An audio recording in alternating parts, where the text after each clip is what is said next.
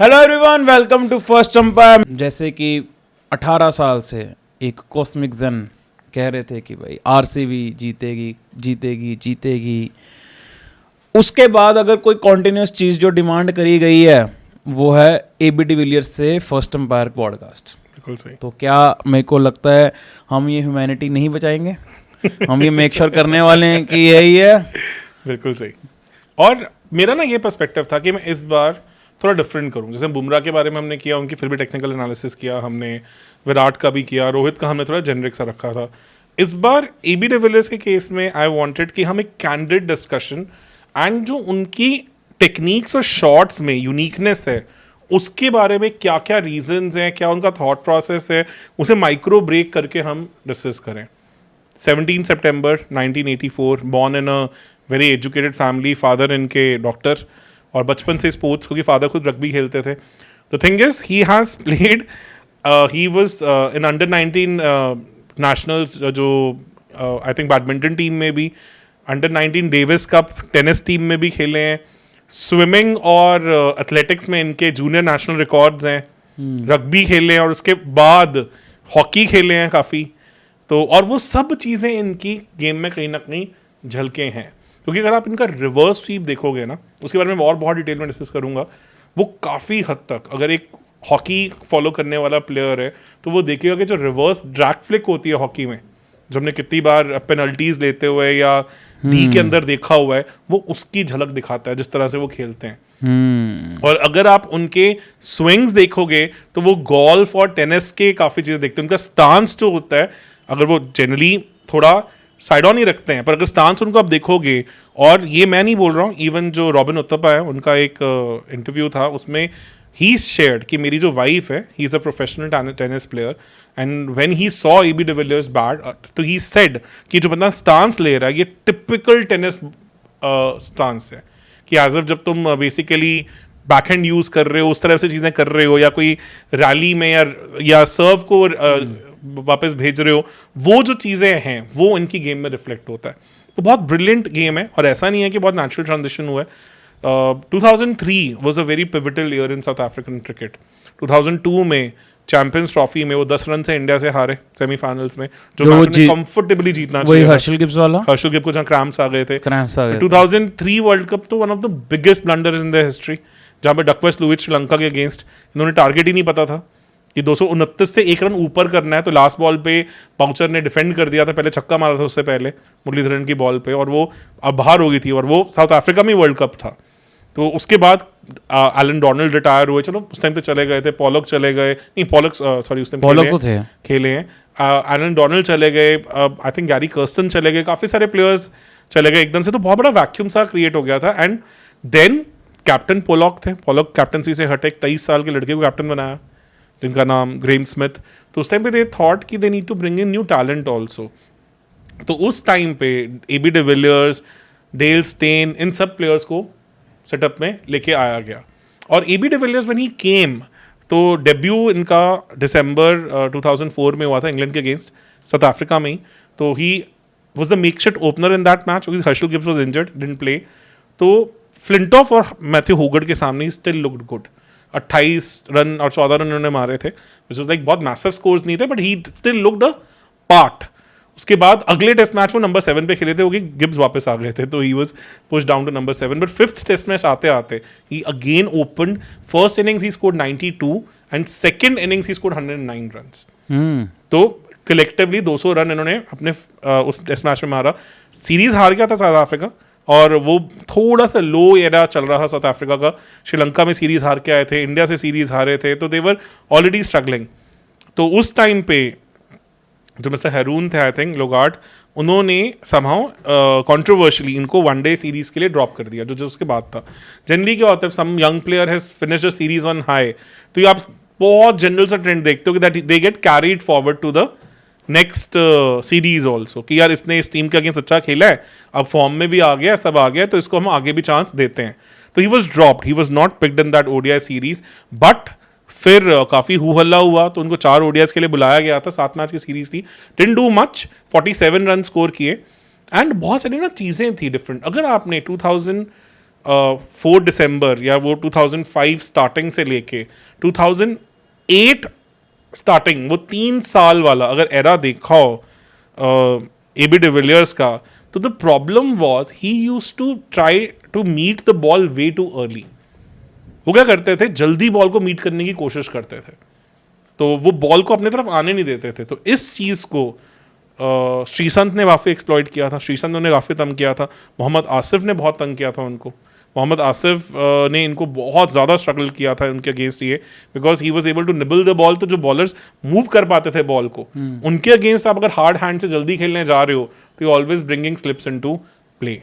तो he struggled significantly. तो performances थी, बट स्टार्टिंग टू 2008 तक he was pretty much an average player, not somebody who would be the next big star. 2007 world cup में इनका first ODI 100 आया West Indies के against super 8 match में. I think 130 ball में 146 run score किए. But हाँ, that was like ठीक है, ग्लिम्पसेस थे, बिकॉज वेस्ट इंडीज में बहुत अमेजिंग टीम तो थी नहीं उस एरा में. बट 2008 आते आते he kind of revised his entire batting game, और इतना ज़्यादा कि अगर आप 2008 से उनका जब तक वो रिटायर हुए 2018 में, वो पूरा 10 साल देखोगे तो his average was more than 57.2 थी आई थिंक, और 5000 से ज़्यादा रन उन्होंने जो एरा में स्कोर किए. इतनी एवरेज पे सिर्फ और सिर्फ अगर हम उस एरा की बात करें तो सिर्फ 2 ही बैटर्स थे, स्टीव स्मिथ और संगाकारा, जिन्होंने उस एरा में स्कोर किए. अदरवाइज अगर हम 25 तक कहानी को खींच के ले आए तो स्टीव स्मिथ भी अब उनसे पीछे चला गया, उनकी एवरेज भी 56 की रह गई है टोटल. तो इतने बड़े बीस्ट बन गए थे मतलब AB de Villiers, considering that we associate more AB de Villiers with as far as his white ball skills are concern. But ऐसा उनका डोमिनेंस इन टेस्ट भी रहा है, और बहुत अजीब सी पोजीशंस पे खेले हैं. नंबर 5 पे बहुत खेले हैं. अब नंबर 5 इतना डिफरेंट क्यों है, मतलब अगर हम देखें तो टेस्ट क्रिकेट में आपका जो टॉप बैटर्स होते हैं पहले 4 में खत्म हो जाते हैं. Generally your best batter is at number 4 so that he gets your question. The most technically correct batter is at number 3 ताकि वो बेस बना सके. एंड 5 जनरली होता है जो आपका थोड़ा लेसर नोन बैटर होता है. वो वाली चीजें ऐसा नहीं है, नो डाउट. वहाँ पे वहाँ पे स्टीव वॉ भी खेले हैं, वहाँ पे चंद्रपॉल भी खेले हैं, वहाँ पे इंजमामुल हक भी खेले हैं, बट वो भी मतलब मैं कहूंगा सिर्फ स्टीव वॉ और चंद्रपॉल ऐसे हैं जो फिक्सेटेड थे कि मैं खेलना ही नंबर 5 पे है. अदरवाइज जनरली जब प्लेयर्स अपने एंड ऑफ द करियर्स पे आए हैं तब वो शिफ्ट हुए हैं कि किसी और यंग प्लेयर को ऊपर मौका मिल गया. जैसे कि अगर एग्जांपल दें तो woven Richards in his fag end of his career he played at number 5, otherwise नहीं. तो ये बहुत डिफरेंट सी पोजीशन है यार. इट्स लाइक आप 70 पे 3 पे भी आ सकते हो खेलने, और आप 250 पे 3 पे भी आ सकते हो खेलने. तो जनरली माना जाता है कि आपके एंट्री पॉइंट्स इतने डिलेड होंगे, वो नंबर 5 पे होने के चांसेस हैं. अब हम रहाने, वीवेस लक्ष्मण, इनको भी देखते हैं नंबर 5 पे. अब आप वीवेस लक्ष्मण का अगर आप देखो करियर, तो उनके एंट्री पॉइंट जनरली काफ़ी डिलेड रहे हैं, बिकॉज जिस वो प्राइम एराज में जहाँ खेले हैं वहाँ पे नंबर 4 पे सचिन थे, नंबर 3 पे द्रविड़ थे, और नंबर 1 पे सहवाग थे. तो प्लेयर्स ही ऐसे थे कि उनके एंट्री पॉइंट जनरली डिलेड ही होते थे. तो उससे फर्क पड़ जाता है. You don't have to play against the new ball, you coming when the bowlers are little tired, ball is relatively old, अपनी जान निकल गई है, वो वाली चीज़ों में. तो तब भी उस पोजीशन पे ऐसा इनसेन रिकॉर्ड बनाना, मतलब अगर मैं नंबर 5 की बात करूं तो AB डिविलियर्स का टेस्ट में आई थिंक एवरेज हो 62+, which is the best ever. आज तक किसी नंबर 5 का ऐसा नहीं रहा. तो क्लोजेस्ट जिनके पास आए हैं वो आई थिंक माइकल क्लार्क है 60.8 के एवरेज से. और माइकल क्लार्क का भी ना वो जो पीक आया है वो इसलिए ज़्यादा आया बिकॉज उन्होंने ऑस्ट्रेलिया की काफ़ी डेड विकेट्स पे बहुत लंबे लंबे स्कोर्स किए हैं. India against 300, south Africa against 200, उस तरह की कहने जब बिल्कुल फ्लैट विकेट्स पे उन्होंने बहुत मैसिवली स्कोर किए. अगर वो 4-5 मैसिव स्कोर्स उनके निकाल दें तो उनका भी इतना अटर डोमिनेंस नहीं होगा जो AB डिविलियर्स का रहा. वो तो हमेशा रेलिवेंट रहे हैं वहाँ पे. तो मतलब ट्रांसफॉर्मेशन 2008 में क्या हुआ, पहले तो क्या ट्रांसफॉर्मेशन हुई वो भी डिस्कस करते हैं, और उसके रिजल्ट्स क्या है वो भी देखते हैं. तो when he was getting figured out by bowlers like Sreesanth, Mohammad Asif, ये सब, तो AB de Villiers went back to his basics and devised the theory for himself which is known as AB de Villiers box method. This is mainly my focus for this podcast also. Box method है क्या? नहीं, ये नाम भी है इसका, AB de Villiers box method. Box theory बोलते हैं वो. Box theory, और ये AB de Villiers की ही बनाई है. तो अच्छा, मतलब इन्होंने अपनी एक थ्योरी बनाई जिसको नाम भी अपना दिया है. तो ये बॉक्स की क्या बात करते हैं, ये कहते हैं मैं जितना मर्जी लेग स्टंप पे आके शॉट खेलूं या पूरा ऑफ स्टंप पे आके शॉट खेलूं, जो मर्जी खेलूं, ये अपने अराउंड एक बॉक्स, कॉम्पैक्ट सा बॉक्स रखते हैं। मतलब ये कहते हैं कि मेरे हर शॉट में मेरी बैकलिफ्ट, मेरे पैर, मेरा हर बॉडी पार्ट उस बॉक्स के अंदर ही होना चाहिए। ठीक है। तो मैं बॉल को उस बॉक्स में आने दूंगा, मैं उस बॉक्स के बाहर अपना कुछ भी नहीं लेके जाऊंगा। ओके। तो उससे क्या होगा, he will always try to meet the ball under his eyes. तो इवन व्हेन ही वाज, जो 2011 के बाद क्या हुआ उसके बारे में बाद में बात करेंगे। तो नहीं, बाय दिस लॉजिक फिर कंपैरेटिवली ये बैकफुट पे ज्यादा खेलेंगे फिर।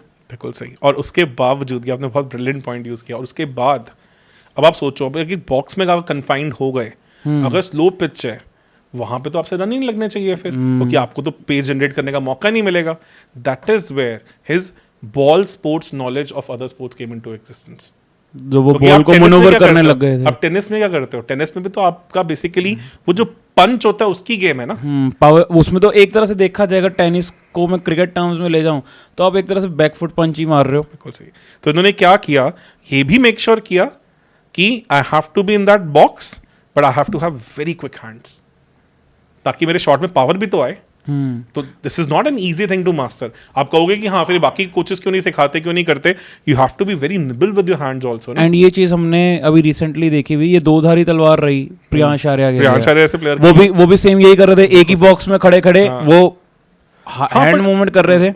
एबी डिविलियर्स ने तो उसे एक और लेवल ऊपर लेके गए। वो मैं डिस्कस करूंगा जब उनका आईपीएल वाला एरा पे हम आएंगे। But this is what he did, कि he kind of had an imaginary box और वो उसी में ही खेलते थे। पर ये इन्होंने खुद बनाया है या इनको किसी कोच ने, मतलब this is total his evolution, this is what he has picked. देखो एबी डिविलियर्स से सच्ची बात क्या है ना, कि he is a very astute learner. उस एस्टूट लर्नर का मैंने एक सिंपल एग्जांपल देता हूँ किस तरह से। 2008 की बात करता हूँ। 2008 में अगर आपको याद हो तो साउथ अफ्रीका इंडिया खेलने आई थी। इंडिया उस टाइम पे Sehwag had made a comeback because Perth test match में डिड वेल, एडलेड में स्कोर्ड 150। उसके बाद इंडिया जब घर पे वीबी सीरीज जीतने के बाद आई थी साउथ अफ्रीका, तो मतलब इंडिया जीती थी VB series, South Africa came to India. तो चेन्नई के टेस्ट मैच में Sehwag scored 319 in good 309 balls, मतलब बेटर देन रनर बॉल, 100 मारा था उन्होंने। डेल स्टेन सबके धागे खोल दिए थे। AB de Villiers watched him play spinners in that innings and अगर आपको पता हो कि सहवाग वाज ऑल हैंड्स, वो बहुत ज्यादा मतलब फीट मूवमेंट वगैरह वाले बॉल बैटर नहीं थे। He was all hands, beautiful hands, quick hands, beautiful hands. AB de Villiers observed that innings, went back, absorbed that innings. अगला टेस्ट मैच था अहमदाबाद में against Indian spinners on a pitch where India was all out for 76 in first innings. No doubt pace ने out किया था, पर pitch उतनी simple नहीं थी। अगर एक टीम अपने घर पे 76 पे ऑल आउट हो रही है तो वो इजी विकेट तो नहीं होगी। और पिच में वो आप समझो, क्योंकि इतनी जल्दी दूसरी टीम को मौका मिल गया होगा, तो अभी पिच में नमी वगैरह सब थी। वहां पे ही स्कोर्ड 217 ओहो इंडिया में। तो that was the pivotal moment of his career. That kind of give testimony कि जो इन्होंने अपना बॉक्स वाला वो मेथड इंट्रोड्यूस किया है, एंड प्लस जो अब लेट खेलना शुरू किया, हरी नहीं किया, वो सब चीजें काम आई। स्पिन को भी मास्टर करने को 3 साल लगे हैं, but he is a very brilliant observer of the game. तो सहवाग के उस 100 से took inspiration and implemented it in the next test itself. And South Africa innings defeat से हराया था उन्होंने इंडिया को, 1-0 अप चली गई थी। इतना दहशत आ गई थी इंडियन टीम में कि कानपुर में I think 3rd test match, if I remember correctly, वहां पर इंडिया ने प्रॉपर रैंक टर्नर दिया था कि अदरवाइज तो हम सीरीज ही हार जाएंगे। तो 1-1 से सीरीज ड्रॉ हुई थी। तो this is the thing, and it was not like that कि this kind of a theory only worked in Indian conditions. He took this box theory to England also, जो कि सबसे टेस्टिंग कंडीशंस हैं as far as your swing is concerned. तो Headingley में test match, Headingley की मैं कितनी बार बात करता हूँ कि it's like almost south Africa field wicket है। वहाँ पे सीम भी होती है, बाउंस भी होती है, because it's the northern hemisphere जहाँ इंडिया अपना पहला टेस्ट मैच खेलने वाला है। तो वहाँ पे इट इज वेरी डिफिकल्ट। वहाँ क्या हुआ, एंड्रयू सॉस का कैच आया और एबी डिविलियर्स ने कैच क्लेम किया, पर जब रिप्ले आया तो क्लियरली दिखा बॉल नीचे लग गई थी। तो क्राउड ने बू कर करके बुरा हाल कर दिया, बुरा हाल। हिस्ट्री क्या थी, साउथ अफ्रीका इंग्लैंड में बहुत सालों से सीरीज नहीं जीती थी, तो उनके लिए वैसे ही बहुत बड़ा था। AB de Villiers went in, played the ball late according to the merit of the ball, applying that box theory, manage to score 174 in that innings Headingley में, and they won the test match and they won the series.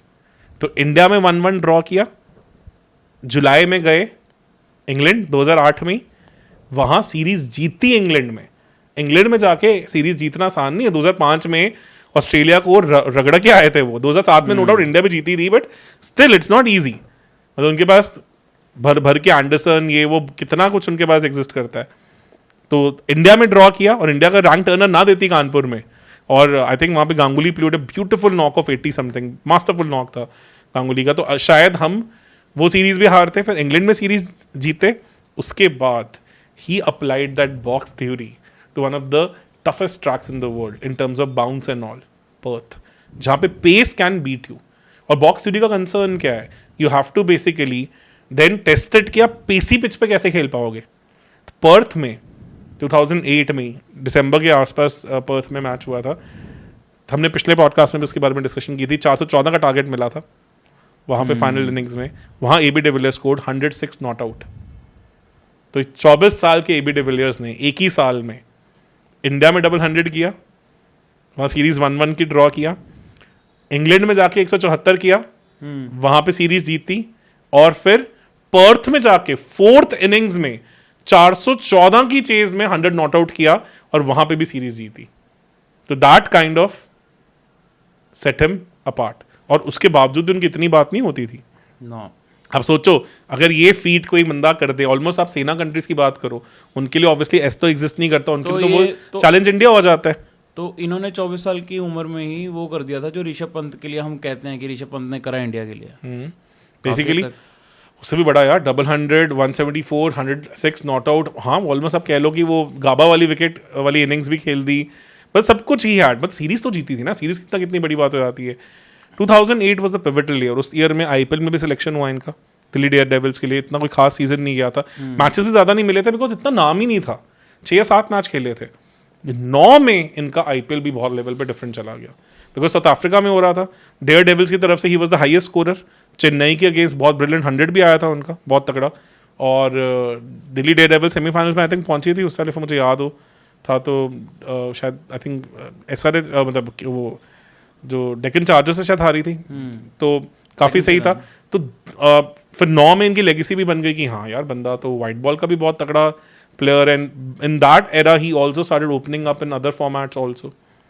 तो मतलब आप ये सोचो कि एक बंदा, और उसने एक और बड़ी अच्छी चीज काम की थी जो उन्होंने अभी डिस्कस भी किया एक पॉडकास्ट में, अभी डिविलियर्स ने खुद ही सेड कि जब मैं पहले खेलता था ना तो मेरी जो बैट स्विंग थी it was more like the racket shots.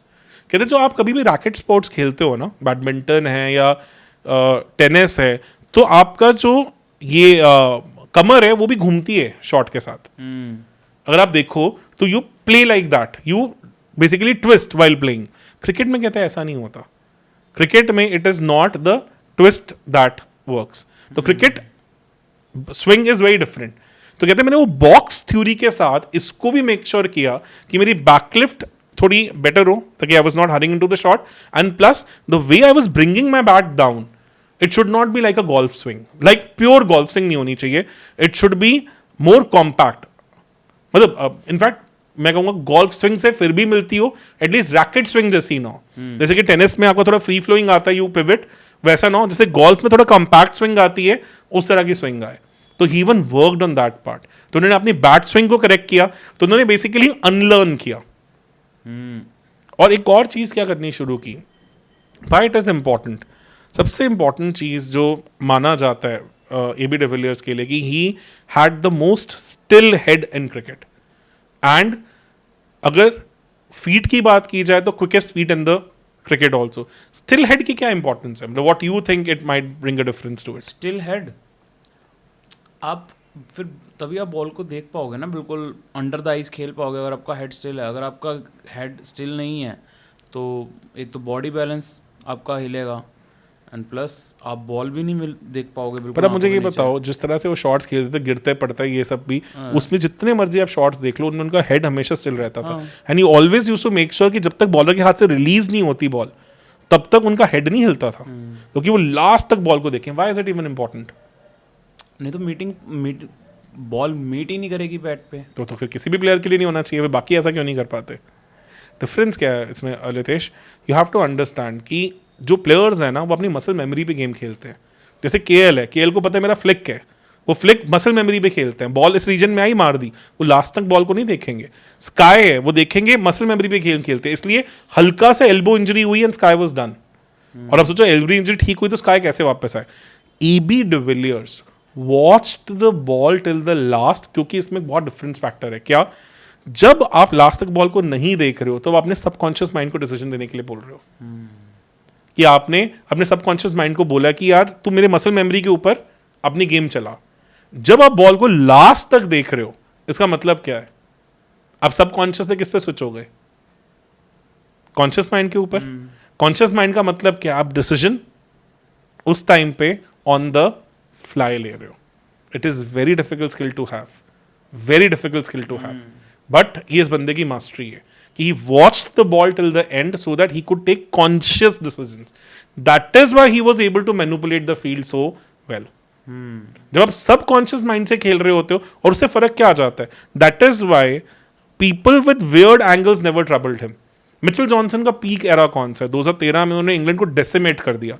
मैंने जो जेरॉड किम्बर के साथ पॉडकास्ट किया था उसमें भी बात हुई थी कि जेरॉड किम्बर ने ये कहा था कि ऐसा तो है नहीं है कि 150 वाले बॉलर इंग्लैंड ने कभी खेले नहीं थे, तो इन्हीं के साथ इतनी प्रॉब्लम क्यों आई, क्योंकि मिचेल जॉनसन का मेन चीज है, एक तो स्लिंगी एक्शन था, एक वो लेफ्ट आर्मर थे। स्लिंगी लेफ्ट आर्मर का 150 नहीं खेला हुआ था लोगों ने, तो वो angle from which the ball was coming was very different. But when he went to South Africa in his peak era in 2014, जब वो अपनी पीक पे थे, जब कोई साउथ अफ्रीकन उन न्यूलैंड्स ऐसी विकेट्स पे खेल नहीं पा रहे थे, AB de Villiers was scoring runs for fun.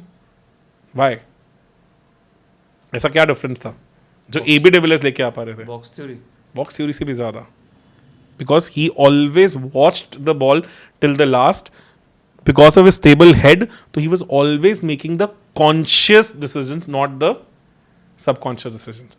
लोग अपनी मसल मेमोरी पे खेलते हैं कि हमने नेट में जिस तरह का बॉलर खेला है मैं उसके हिसाब से खेलूंगा।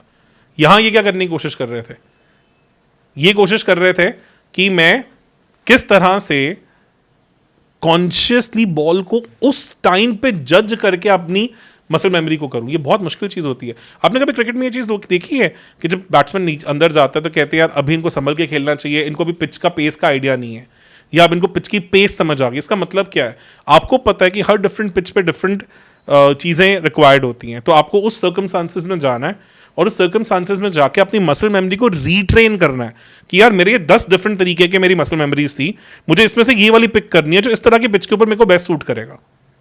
तो this is what he did.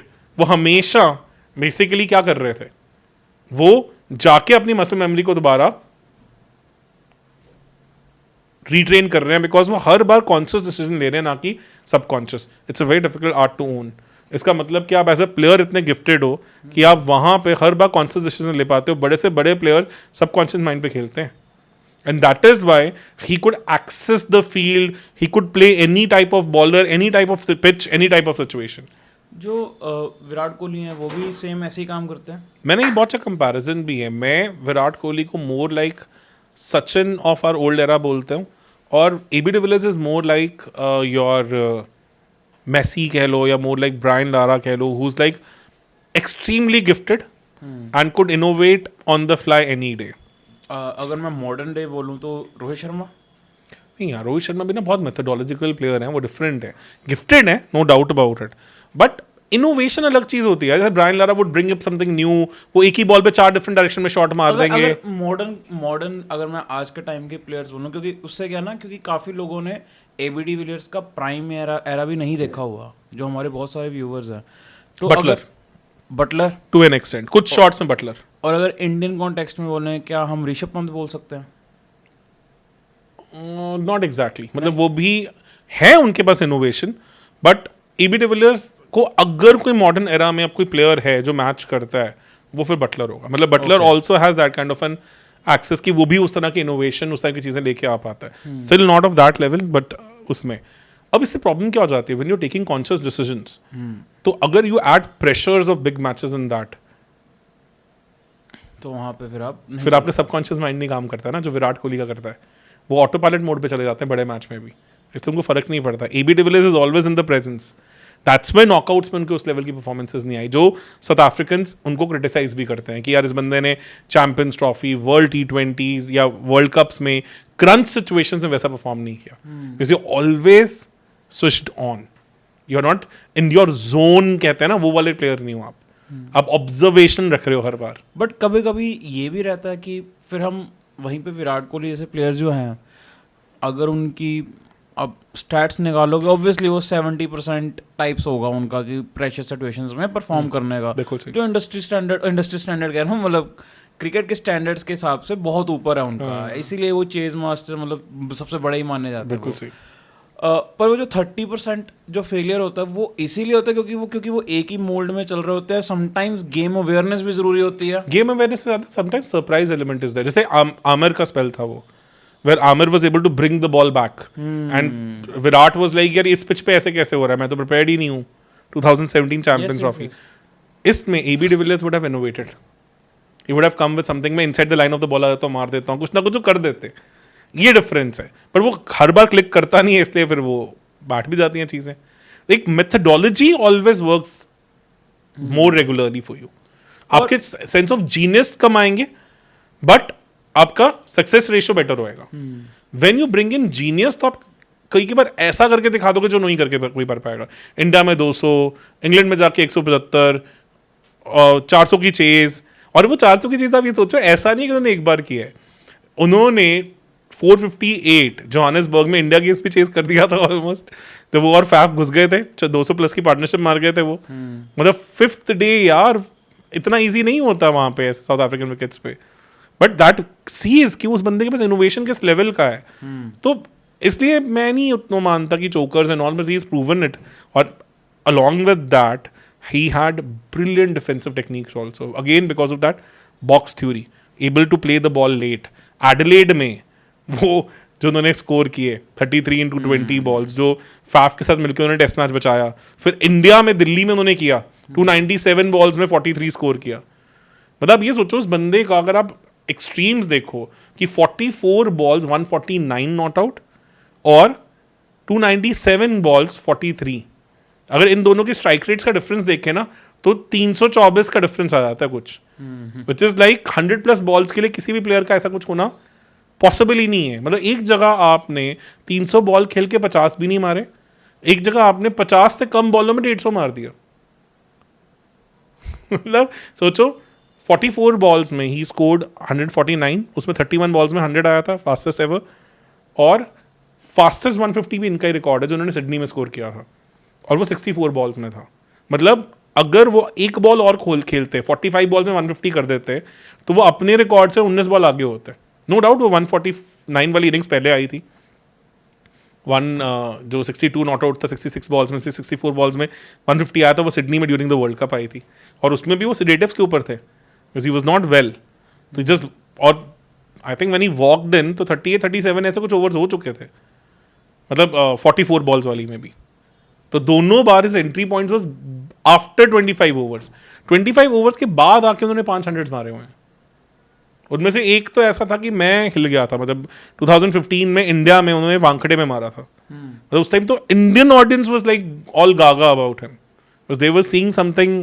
ये जो बॉक्स थ्योरी वाले वीडियोस है ना, ये भी उसी टाइम पे आए हैं उनके, where he named this theory box theory and explained it in depth. बड़ा अच्छा वीडियोस है, नेट पे मिल जाएंगे आपको। आपको लग रहा है कि आज के टाइम पे कोई प्लेयर्स हैं जो ये बॉक्स थ्योरी इंप्लीमेंट कर रहे हैं? बटलर का जैसे मैंने एग्जांपल दिया, Buttler pretty much plays like that only. मुझे साई सुदर्शन का लगता है थोड़ा थोड़ा, because he tries to plays close to his body, but हाँ अभी उन्होंने उतना इनोवेशन नहीं दिखाया, और बहुत प्लेयर्स इनसे इंस्पायर हुए हैं। स्काई बहुत अच्छा क्लासिकल एग्जांपल है, Virat has started playing those shots and all. मतलब केएल ने अपना वो किया, बिकॉज जो इनके साथ खेले हैं वो इम्पैक्ट तो एबी का रहा ही है। और फर्क पता है एबी का पिविटल मोमेंट कहाँ आया for all the records he had. Somebody जिसका ओडीआई में 50 से ज़्यादा की एवरेज और 100 से ज़्यादा की स्ट्राइक रेट, ऐसा कोई नहीं है जिसने 50 से ज़्यादा मैचेस खेले हो। मतलब closest was I think MS Dhoni, 42 matches पहले जो उनके थे उसमें उनकी 50+ की एवरेज थी और 100+ की स्ट्राइक रेट थी। पर ओवर द करियर वो भी MS धोनी 80, 88, 89 पे आ गए। 50+ की एवरेज तो रही पर स्ट्राइक रेट नहीं। विराट इज 57, 58 की एवरेज में, उनकी भी 90 to 93 की स्ट्राइक रेट है। टू हैव 53 की एवरेज एंड 100+ की strike rate is not a joke. And मतलब उस टाइप से इनका ओडिया में भी रहा है. हैविंग सेड दैट, जो इनका इनोवेशन वाला एलिमेंट आया है वो आईपीएल के कारण आया 2011 से. ओके. क्योंकि 2010 इनका आईपीएल वाज डेड. तो दिल्ली हैड कमिटेड कि हम आपको ऑक्शन में खरीदेंगे, पर जब ऐसा हुआ नहीं, दिल्ली बिट्रेड देम, तो मतलब हिम, तो उस टाइम पे आरसीबी ने 5 करोड़ में खरीदा था, $1.1 मिलियन उस टाइम पे. तो when he went to RCB, तो he was tuned up in a different way कि यार मेरे को एक पर्सनल ईगो भी तो होती है ना यार, कि मैं एक फ्रेंचाइजी के अंदर 2009 में हाईएस्ट स्कोरर था, एक सीजन खराब गया तो आई वाज साइडलाइंड. और एक डिफरेंस है कि 2009 वाज इन साउथ अफ्रीका, तो ये भी था कि इंडिया में 2 सीजन उतने अच्छे नहीं आए, तो may be he is not good enough for this kind of a format. Then he went back and added all that in his box theory. तो उन्होंने उस बॉक्स थ्योरी में एक चीज़ नोटिस करी और चीज़ ऐड करी कि मैं स्लो लो पिचेस पे भी कैसे खेलूंगा. इससे बड़ा क्लासिकल से एग्जाम्पल कराता हूँ, बहुत प्यारा आर्टिकल भी है इसके ऊपर. दुबई में 2021 में मैच हो रहा था केकेआर के साथ. मतलब मैंने क्यों एग्जाम्पल ले रहा हूँ कि उस पिच पे ही स्कोर्ड 33 बॉल 73, बाकी दोनों साइड्स की टीम मिला के 207 बॉलों में 208 रन आए थे. मतलब Virat Kohli was at the other end, he scored 33 of 28 balls. मतलब Virat and they both were not out. I think final partnership जो उनकी थी, इसके 33 बॉल्स में 73 थे. Virat on the contrary was like 28 ball 33. Dead wicket, बहुत गंदे विकेट थी वो. एंड इतना बड़ा डेल्टा. विराट कोई मतलब वो नहीं है, वो भी इंग्लैंड टूर से आ रहे थे, अच्छे सी फॉर्म में थे. सेकेंड लेग ऑफ आईपीएल की बात कर रहा हूँ 2021. क्लासिकल एग्जाम्पल, नगर कोटी ने आई थिंक 16वां या 17वां ओवर था, उसमें एबी डिविलियर्स को स्लोअर बॉल की, बहुत प्यारी slower ball, and AB de Villiers stepped out of his box, tried to play it and couldn't connect. He understood, rectified it कि मैं अपने बेसिक्स छोड़ रहा हूँ. अगली स्लोअर बॉल पे वो इनसाइड और चले गए.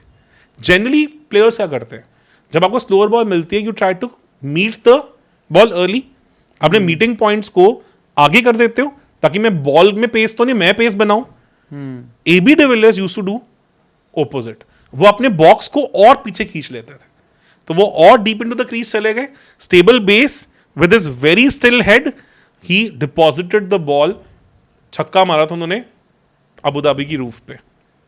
फिर थोड़ा और करेक्शन किया नगर कोटी ने, एक और स्लोअर बॉल, फिर स्टेडियम के बाहर छक्का.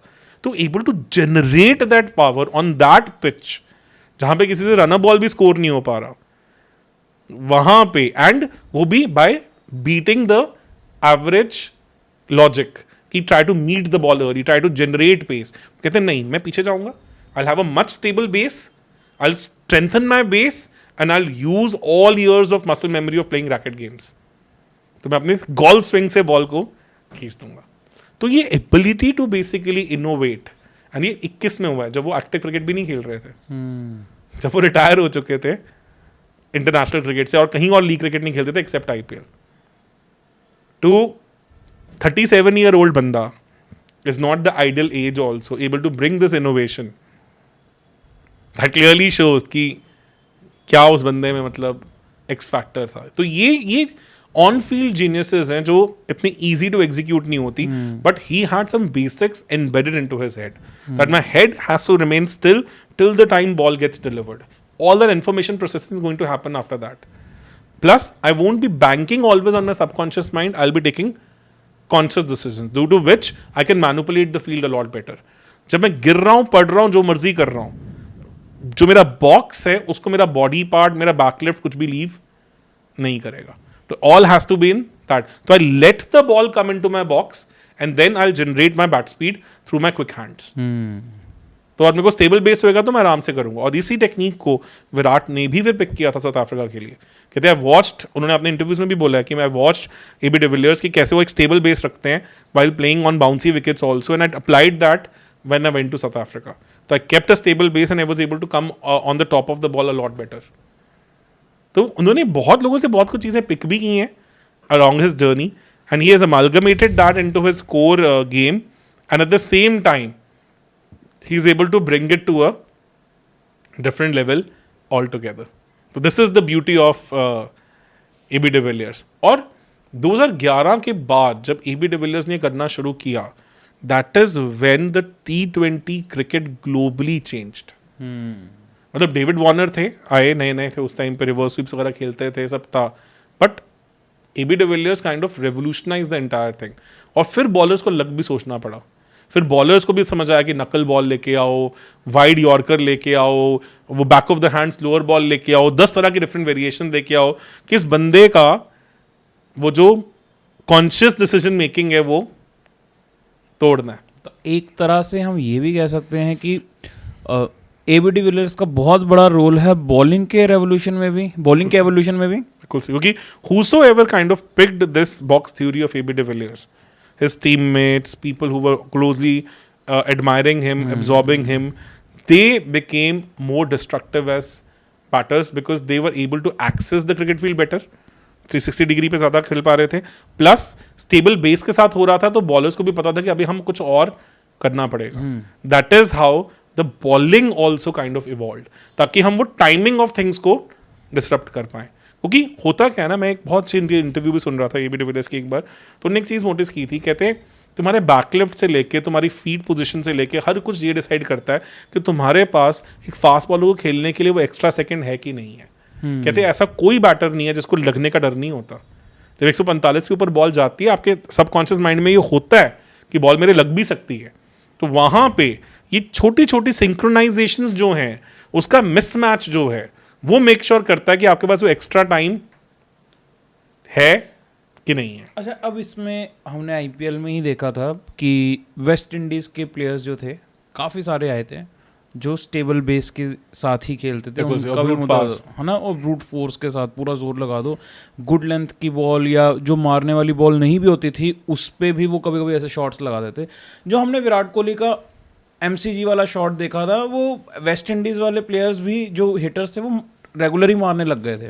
ऑब्वियसली उस कंडीशन, उस बॉलर के सामने नहीं, पर वही मतलब ये एक नॉर्मल साइट हो गई थी कि मतलब कि अच्छी बॉल पे भी ये ऐसे मार रहे हैं रन.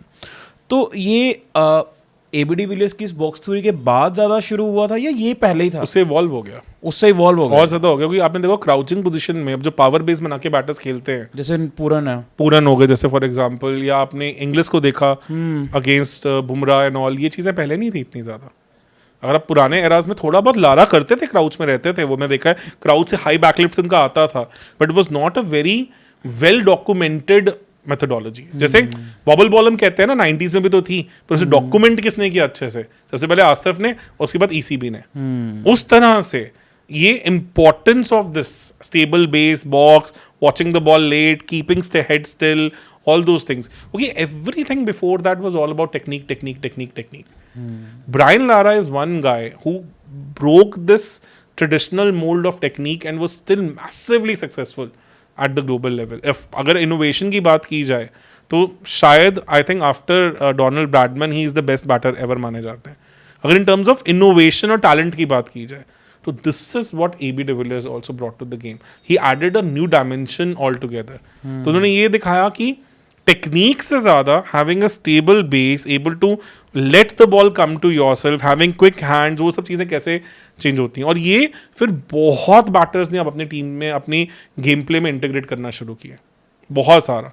और इससे फायदा क्या है, when you are watching the ball till late, and plus he is so flexible, he is so God gifted in terms of his flexibility also, then he could open and access different parts of the field very easily, ना. Because आप last तक ball को देख रहे हो, आप गिरो के, पढ़ के, बैलेंस बना के भी उसको कहीं ना कहीं किसी ना किसी हिटिंग जोन में ले आओगे. एंड बहुत बड़ी बात होती है कि अब आज प्लेयर्स के पास टेम्पलेट्स हैं. हमने देखा था सरफराज खान जब नए नए आए थे तो वो भी ये शॉट्स खेल रहे थे इजीली, पर वो उसका एक बहुत बड़ा रीज़न ये था कि एक पर्सन था जिसको देख सकते थे आप कि वो कितनी परफेक्शन के साथ ये शॉट्स लगाता है. परफेक्शन इज द ना परफेक्ट वर्ड फॉर दिस. पर जब आप एक 0 to 1 कर रहे हो, यानी कि आप इनोवेटर बन रहे हो, वो कितनी बड़ी बात होती है अगर सोचा जाए कि ये 0 से सोच पाना, एंड इसमें सक्सेसफुली ये चीज़ कर पाना, एंड आप एक लेके आ रहे हो, एक नई चीज़ लेके आ रहे हो, एंड उसमें आप एक्सपोनेंशियली अच्छा करने लग जाते हो उस एरा में. एंड इतना ज़्यादा कि मतलब आप ये समझो कि बॉलर्स के ये बयान है कि भाई कि एबी डिविलियर्स आपसे बॉल करवाते हैं और हाँ, आप वो करते तो हो मोहित शर्मा, संदीप शर्मा, उन सबने अपने कि इंटरव्यूज में लोग बोला डरते हैं, openly। और बहुत लोगों ने बोला हुआ है कि सबसे ज्यादा जो डर लगता है बॉल कराते हुए वो एबी डिविलियर्स हैं। तो आप ये सोचो कि क्या ही हो आप, क्या यही रीज़न है कि जब हमने विराट कोहली का या रोहित शर्मा का या और भी किसी बॉलर या बैटर का जब भी हम एक पॉडकास्ट करते हैं डेडिकेटेड, तो we always compare that person with जो उनके आसपास के लोग होते हैं, कंटेम्प्रेरीज होते हैं, हम हमेशा करते हैं। राइट बॉलर का राइट हैंड बॉलर का राइट हैंड बॉलर्स के साथ, लेफ्ट आर्मर का लेफ्ट आर्मर्स के साथ। एबी डिविलियर्स के केस में मैं क्यों बार बार कोशिश कर रहा हूँ कंपेयर करने की, उसका रीज़न ये है क्योंकि रियलिटी ये है कि कुछ है ही नहीं कंपेयर करने को। एक चीज़ देखो, उनका ना इंस्पिरेशंस हैं, जैसे कि वो ग्राहम स्मिथ और कार्लोस को बहुत क्रेडिट देते हैं अपनी मेंटालिटी का। तो ग्राहम स्मिथ का वो कहते हैं कि मेंटली बहुत टफ आदमी था, वेरी टफ। वो हमने टेस्ट क्रिकेट में देखा ही है उनको, हर लेवल पे देखा है कि वो बंदे की टेक्निक उतनी सॉलिड नहीं थी, but is mental toughness one him over. And Carlos का तो ही सेड कि वो ऐसा बंदा था, वो सोचता था मुझे कोई आउट ही नहीं कर सकता। कहते अब कार्लोस के डिसमिसल्स देखो, या तो बॉलर ने कुछ एक्स्ट्रॉर्डिनरी किया या पिच से कुछ हुआ है। कार्लोस अपनी विकेट नहीं देके जाते थे कभी भी टेस्ट मैच में, because he never believed that anybody can get me out. कहते ये मैंने मेंटालिटी दोनों से सीखी है काफी ज्यादा। विराट को भी बहुत क्रेडिट देते हैं, कहते विराट से जो मैंने सीखा वो विराट को भी मैच नहीं छोड़ता, and he is always wanted to pick up a fight, always, क्योंकि उसको तो मुझे फायर चाहिए। थोड़ा सा एबी डिविलियर्स में वो अग्रेशन मिसिंग दिखता था, इसीलिए वो कैप्टनसी भी उस मामले में, कैप्टनसी एरा में भी वो चीजें मिसिंग रही। बट देखो, no doubt about it, we have to understand कि certain time people who are very skillful ना, they're lost in their own art. But it's not a classical example. ये सचिन कह सकते हो आप लीडरशिप वाले एंगल में, यस। बट एक और चीज़ और भी है यार, लारा मैं ज़्यादा कहूँगा, बिकॉज एक और मैं ज़्यादा ना लारा से रिलेट करता हूँ जब भी मैं एबी डिविलियर्स की बात करता हूँ। एक सिंपल सी चीज़ है यार, विकेट कीपिंग में ना, आप किसी भी एरा में देख लो, चाहे संगाकारा जैसे ग्रेट को ले आओ, आप वॉलकॉट को ले आओ, जिस मर्जी को ले आओ, people who have batted in top 5 or 6 and have kept also at the same time, their averages used to go for a toss. It is not possible. It is such a grueling thing. AB de Villiers ने एक ही test match में Johannesburg में 2013 में पाकिस्तान के against 10 या 11 dismissals भी मतलब में भी कंट्रीब्यूट किया था as a keeper, and scored 100 also in that match. Nobody else has done that ever. और he is one guy whose average outside the wicket keeping and being the wicket keeper also has almost remained the same, which is next to impossible because it's so grueling. It's also testimony of the fact that how fit he is and also how quickly he is able to switch on and switch off. क्योंकि keeper को switch on बहुत ज्यादा रहना पड़ता है, उसको तो हर ball पे स्विच ऑन रहना पड़ता है ना. वहां पे मेंटली कितना ट्रेनिंग हो जाता है. आप सोच के आओ, आपने एक 150 ओवर फील्डिंग करी, उसके बाद सीधा जाके आपने 1 डाउन खेलना है. इम्पॉसिबल. आप उस कहीं ना कहीं आपके बैटिंग में, आपकी वो रिएक्शन टाइम में कहीं ना कहीं तो रिफ्लेक्ट हो ही जाएगा ना. इस बंदे के साथ नहीं होता था. तो ये दिखाता है कि वो गिफ्टेड तो अलग लेवल के हैं और फिटनेस, मेंटल ट्रेनिंग बहुत अलग लेवल की है because of the sports, all the things that he has played. He remains in his own zen and also one guy who always believed that he can win it from any situation. तो मुझे क्या लगता है ना कि knockouts में he used to take up a lot on himself also, कि ये तो मैं खत्म करके दूंगा, ये तो मेरा मैच है. तो सर्टेन टाइम्स मैंने देखा है विराट के साथ क्या डिफरेंस होता है ना, विराट एब्जॉर्ब करते हैं चीज़ों को. आप कभी भी नोटिस कर लेना, विराट बैंग बैंग नहीं शुरू हो जाता है जब उनको दिखता है कि. एंड फाइनल्स में खास करके ये हमने IPL फाइनल देख लिया, ये हमने T20 वर्ल्ड कप फाइनल देख लिया, वो अपने इंस्टिंक्ट्स बैक करते हैं कि इस पिच पे मैं नहीं मार पा रहा हूँ तो बाकी भी इतनी इजीली नहीं मार पाएंगे. वहां पे AB de Villiers try to manufacture things कि मुझे कुछ आज एक्स्ट्राऑर्डिनरी करना है, मुझे मैच को बहुत आगे निकाल के लेके वहीं पे गलती कर जाते हैं. क्योंकि certain times you have to give it to your subconscious mind also कि आज मेरे सबकॉन्शियस माइंड को मेरी गेम चलाने दो. जो इतने सालों की ट्रेनिंग है, let that thing take over. Virat is able to get into that isolation. वो अपने आप को आइसोलेटेड रख पाते हैं with all the outside noise and gets into it. ए भी मुझे लगता है वहां पे ज्यादा पुश कर देते हैं. उनको लगता है यार मैं कुछ ऐसा कर दूंगा जो आज मैच को एक अलग डायरेक्शन में ले जाएगा. एंड देन ऑब्वियसली फिर at the level that you are playing. आपको क्या लगता है कि शायद विराट, रोहित या Tier 1 प्लेयर्स, 4-5 और नाम लूँगा, बुमराह हो गए, है ना, जो आज के टाइम के हैं, इनके बाद अगर कोई फॉरेन प्लेयर है जिसको सबसे ज़्यादा मतलब आप बोल सकते हो सपोर्ट बोल सकते हो, फैन फॉलोइंग बोल सकते हो, या मतलब जो दिल से लोग जो जिसको पसंद करते थे, वो एबी डिविलियर्स थे, क्या रीज़न है? क्या उनकी सिर्फ प्लेइंग स्टाइल थी, या बिकॉज वो आरसीबी में आ गए थे उस टाइम पे जब आरसीबी का भी हमने राइज देखा फैन वॉर्स वगैरह में, ये रीज़न है या क्या? मतलब कि क्या personality? Very down to earth and very collaborative kind of a person, approachable person है. आप जाके उनके चैनल पे कमेंट कर दो, there is a possibility he might read and might reply to you also. तो अप्रोचेबिलिटी एज अ पर्सन, जितने मैंने उनके इंटरव्यूज सुनी है, सब देखा है, लोगों से भी बात हुई है जो उनके साथ रह चुके हैं. अभी मेरे को I also have a bat signed by him. अभी एक मतलब आ रहा है या आ गया? अभी तो नहीं आया, मतलब वो फोटोज एंड ऑल तो पड़ी है मेरे पास, मैंने अभी मंगवाया ही नहीं. तो मतलब एक कोई फ्रेंड है, उनके थ्रू उन्होंने अपने फ्रेंड से करवा के दिया. तो वेरी अप्रोचेबल गाय, वेरी अप्रोचेबल, मतलब अप्रोचेबल. एंड जैसे रोहित शर्मा की बात होती है ना कि he keeps that sense of calmness around himself, वो स्टारडम को लेके नहीं घूमते, ये भी वो हैं. और प्लस शायद उनको भी नहीं पता कि हाउ गिफ्टेड ही है. तो पर क्या आपको लगता है कि मे बी ही रिटायर्ड सून, या ठीक है? तो यार इंटरनेशनल क्रिकेट में 34 is definitely not the age, but South African cricket was all mess. We know कि उनका कितना बड़ा, प्लस एक वो बाद में पता चला कि हाँ उनका जो रेटिना वाला कंसर्न है कि was also having that issue, कि जो उनके बेटी ने आई थिंक बॉल मारी थी, उसके उनके रेटिना डैमेज हो गया था, जिसके चलते वो कितने साल उसके साथ ही खेल रहे हैं. और उन्होंने आईपीएल से आई थिंक रिटायर होने के बाद सर्जरी करवाई है. तो that was also the reason that he was not putting too much pressure on himself and all. वो भी एक कंसर्न था because the kind of game he had, जितनी क्लोजली वो बॉल को देखते हैं, वो बहुत मेजर फैक्टर तो बन ही जाता है.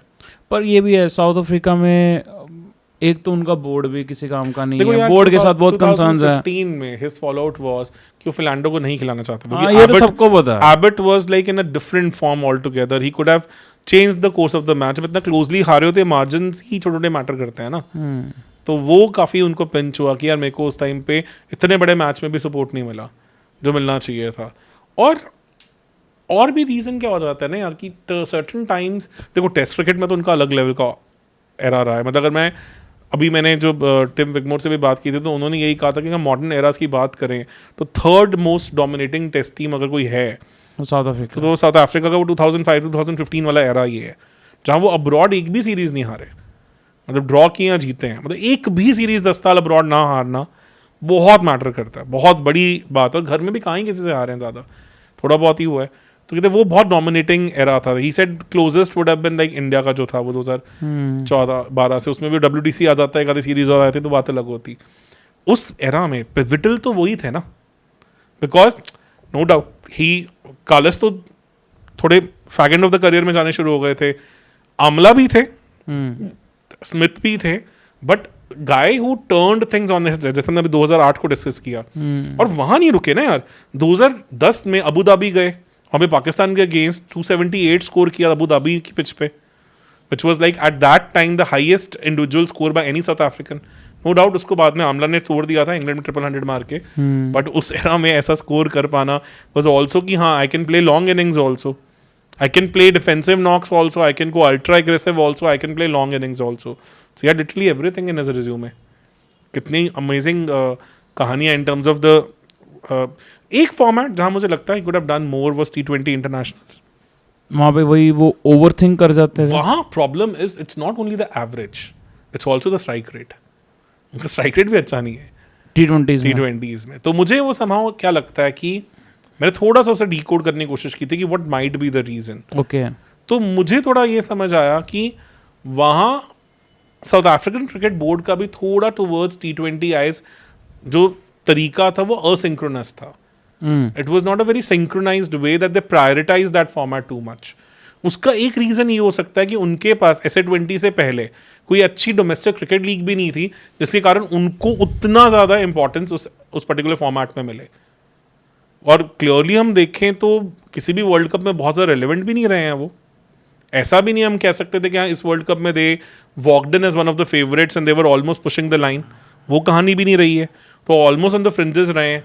तो वो मुझे लगता है कि जैसे टेस्ट टीम थी, you had Graeme Smith, you had Herschelle Gibbs for initial part of his career, then you had Jacques Kallis, at number 3 one of the best ever, number 4 in fact, number 3 पे आमला, मतलब जो all time great players थे वो उनके पास थे, वैसा सा somehow core T20 eyes में साउथ अफ्रीका कभी भी मेंटेन नहीं कर पाया, या इनोवेशन ऑन द बोर्ड नहीं लेके आ पाया, बिकॉज एक तो उनके पास कोई अच्छी डोमेस्टिक लीग नहीं थी which could feed them with all that talent all the way. Plus शायद उतना रियलिटी चेक भी और उतना इंपॉर्टेंस भी नहीं दिया उस फॉर्मेट को. अगर दिया होता ना तो मुझे लगता है SA20 को आने में इतने साल ना लगते. अब सोचो BBL कब से एग्जिस्ट करता है, PSL कब से एग्जिस्ट करता है, IPL तो 2008 से एग्जिस्ट करता है. उसमें SA20 came so late means South African cricket in general was not very clear about this format. और फिर somebody who has done well wherever he is given a clear role, वो फिर वहाँ पे कहीं ना कहीं AB de Villiers as a player अपने आप को ढाल ही नहीं पाए, ना स्ट्राइक रेट फॉर्मेट में ना वो एवरेज के हिसाब से. बिकॉज पर क्या RCB के लिए सही थे वो? RCB में रोल क्लियर था ना. तो RCB को अब ये सोचो, DC में रहे, जब मिडिल से एनवायरमेंट में रहे वो बात नहीं आई, पर जैसे ही 2011 में you had Virat Kohli, you had Chris Gayle and then you had AB de Villiers, his role was clear, then we saw him flourish, because उस समय उन्होंने RCB के लिए खेलते हुए आई थिंक 160 प्लस की स्ट्राइक रेट पे रन मारे, 40 प्लस की एवरेज से. तो आप सोचो कि वो स्ट्राइक रेट में भी आउटलायर हैं बाय सम डिस्टेंस, और वो एवरेज में भी काफी डिसेंट लेवल पे आ गए. अगर मैं IPL 2021 की बात करूं, जो लास्ट IPL था वो इनके स्टैंडर्ड से नीचे था. उसमें इनकी 31 प्लस की एवरेज है एंड 148 का strike rate, considering the fact कि उस वक्त 148 बहुत ज्यादा अच्छा और वो था. पिचेस भी तो देखो ना कैसे आई थी दुबई में. 2020 में 158 का स्ट्राइक रेट है एंड 45 का एवरेज. ये इंसैनिटी नहीं तो और क्या बोलेंगे. बिल्कुल सही. एंड 450 का सीजन. उससे पिछला 19 में 154 स्ट्राइक रेट, 44 की एवरेज. ये एलियन इस ऐसे ही नहीं बोलते. और गेस करिए मतलब मैं जितना पीछे जाते जा रहा हूँ ना, नंबर्स उतने ही ज्यादा आप इनसेन होते जा रहे हैं. IPL 2018 में 174 का स्ट्राइक रेट है एंड 53.33 एवरेज. ये विराट कोहली लेवल एवरेजेस हैं या उनसे भी ऊपर. और स्ट्राइक रेट तो खैर. और अब 174 का स्ट्राइक रेट क्या होता है? और अब 2016 देखो ना, 16 में व्हेन 2016 में जहां पे Virat Kohli had an insane year of 973, ये भी 687 थे, 687 और 168 का एवरेज स्ट्राइक रेट एंड 53 का ऑलमोस्ट एवरेज. तो ये भी मतलब बहुत. KL राहुल, फिर आपके पास क्रिस गेल, फिर आपके पास ये एंड विराट, वो 4 का जो कोर था, तभी तो RCB के फैंस को इतना चुभती है वो हार. 15 का सीजन, 175 का स्ट्राइक रेट, 46 का एवरेज. मतलब इतना, मतलब क्या है ये बंदा, मतलब मेरे को समझ नहीं आ रहा है यार ये. Yeah, that is the reason when he got the clarity, no doubt he added lot of more gears into his batting also after that DC snub. वो पिंच किया था उनको कि यार मेरे को DC ने ऐसी बैक नहीं किया, मतलब then he added lot of things into his game. जैसे मैंने इसको अभी माइक्रो डिटेल में भी बताया कि बॉक्स क्रिकेट को किस तरह से खेलते हैं, मीटिंग पॉइंट्स उन्होंने कैसे चेंज किया. Plus he also gave a clear demonstration in one of the videos about the different grips he used. वो जो ग्रिप ड्यूरिंग द शॉट भी चेंज कर लेते हैं, जहां पे उनको किस साइड ऑफ द फील्ड को एक्सेस करना है उस हिसाब से वो ग्रिप भी घुमा लेते हैं. तो that again comes from the racket sports that he has played. वहां तो आपने देखा है ना कि रैकेट स्पोर्ट्स में तो people are so basically nimble with their hands also. तो somebody who is naturally gifted, who is good at almost every sports, has been able to bring all that into cricket and able to portray an image जो cricket ने आज तक कभी नहीं देखी, और शायद आगे भी आने वाले टाइम में बहुत मुश्किल होगा उसे रेप्लिकेट करना. तो ये काफ़ी कुछ आई थिंक हमने टच किया आज इनके बारे में कि what unique he is bringing on table. Number 5 के मेरे ख्याल से टेस्ट क्रिकेट के सबसे impactful player ever across eras अगर हम बात करें. वनडे के सबसे बड़े डायनेमिक प्लेयर जिनकी 50 प्लस की एवरेज, 100 प्लस की स्ट्राइक रेट रही है करियर में, और मतलब 9500 के आसपास रन्स हैं. टेस्ट में 87 प्लस 100 रन्स है. एक फॉर्मेट जहां वो शायद थोड़ा और कर सकते थे वो T20 आईज थी, पर वो उन्होंने RCB के लिए खेलते हुए मोर देन इनफ करके दिखाया. वो 10 साल की जो उनकी RCB की जर्नी है, 10 या 11 साल की, वहां उन्होंने मोर देन आई थिंक वो प्रूव करके दिखाया कि what he is capable of. तो इनिंग्स, एक चेन्नई में बहुत प्यारी इनकी इनिंग्स थी ऐसी कि उस चेन्नई की उस पूरे लेग में विकेट पे कोई कुछ नहीं कर पा रहा था, And I think 130 was the best strike rate after him, and his strike rate was near about 200. और वो उन विकेट्स पे रन ही नहीं लग सकते, पॉसिबल ही नहीं है. तो वहाँ एंड सबसे हैरानी की बात है कि थ्रू आउट द आईपीएल मतलब हमने देखा है कि एक आधी इनिंग्स किसी एक बैटर से ऐसी आ जाती है, जैसे फॉर एग्जांपल इस आईपीएल में नीतीश राणा की एक इनिंग्स एक आउटलायर इनिंग्स आ गई थी ना, कृणाल पांड्या की एक ऐसी आउटलायर इनिंग्स आई थी. पर एबी डिविलियर्स भाई साहब ये रेगुलर ही करते थे. बिल्कुल सही, रेगुलर था ये काम यार. 2016 में जो इन्होंने फर्स्ट क्वालिफायर में जहां से आरसीबी को निकाल के वो मैच जितवाया, इट वाज मिरेकल. क्योंकि लोग काफी जब सूर्य कुमार यादव की बात करते हैं तो सूर्य कुमार यादव जो आउटलायर बनते हैं ना वो अपनी टीम में बनते हैं, पर सामने वाली टीम में भी बैठे हैं वैसे लोग कुछ ना कुछ परफॉर्म कर जाते हैं. एबी डिविलियर्स वो परफॉर्म करते थे जो दोनों टीम ही मिला के नहीं कर पाते. जो सूर्य कुमार का जो ये वाला सीजन आया है, that is a true replication of what AB de Villiers used to do. और उससे देखो एमआई को कितना फर्क पड़ा है. वो एमआई को ले खींच के ले गए. वो इतने ब्रिटल बैटिंग ऑर्डर के साथ बिल्कुल सही, जो कुछ सॉर्टेड नहीं था. ऑब्वियसली मुंबई मैनेजमेंट की ज्यादा गलतियां थी, प्लेयर्स तो इनके बाद नमन धीर जैसे बैठे थे जिनको मौका नहीं मिला. No doubt. तो यार I think really hope that we have done some justice and given a different perspective to AB de Villiers. I didn't want to go through his records. मैं eras discuss नहीं करना चाहता था कि ये यहाँ हुआ वो आपको videos बहुत मिल जाएंगे. इसको हम ये बोल सकते हैं why AB de Villiers is special. Why AB de Villiers is special? क्योंकि मुझे not ये वीडियो वो नहीं है कि what AB de Villiers is all about, कि AB de Villiers कौन है, कहाँ पैदा हुए, कैसे हुए, क्यों है. On the contrary वो एक what makes him special, what makes him different from and others. How he picked things from others, integrated with his own game and took it to a different level, and was even doing it in his last season in 2021. That's why I touched that Dubai innings also. कि last season, last leg में भी उन्होंने वो करके दिखाया है कि still had the audacity to improvise his technique at that moment and still be the outlier on a pitch जहाँ पे किसी से कुछ और नहीं हो पा रहा था. चलिए, thank you so much sir. आज तो क्या ही आपने एबीडी भाई साहब की बात, मैं कुछ और सोच रहा था, मेरे को लग रहा था कि वही जैसे हम करते आए वो हैं, पर this was totally something special, something out of the box. जो बॉक्स की बात तो नहीं थी ना. हाँ, it was actually in the box. हाँ, AB de Villiers box theory. So it was like AB de Villiers in the box thinking out of the box. Yes. On that note, sir, thank you so much and thank you so much. आप सबने ये suggest करा था कि AB de Villiers पे podcast होना चाहिए. So the credit for this podcast goes to all of you guys and I'm pretty much sure कि आप सभी ही AB de Villiers का तो वेट कर ही रहे होगे. बाकी और भी आपके सजेशंस हैं, हमने नोट डाउन करे हुए हैं, but at the same time we are looking for more suggestions. तो प्लीज़ कमेंट सेक्शन में ज़रूर आप अपने सजेशंस बताएं सो दैट कि हम उनको पढ़ें एंड इम्प्लीमेंट करें.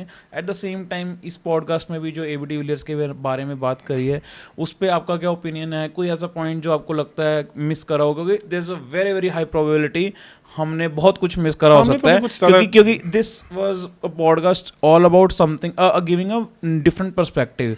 But at the same time जो उन्होंने करा है रियल लाइफ में, कितना कुछ करा है, उसमें भी अगर कोई पॉइंट है जो you guys want to elaborate तो डेफिनेटली प्लीज़ करें. हम और कुछ नहीं तो उस पर we can have a discussion in live as well.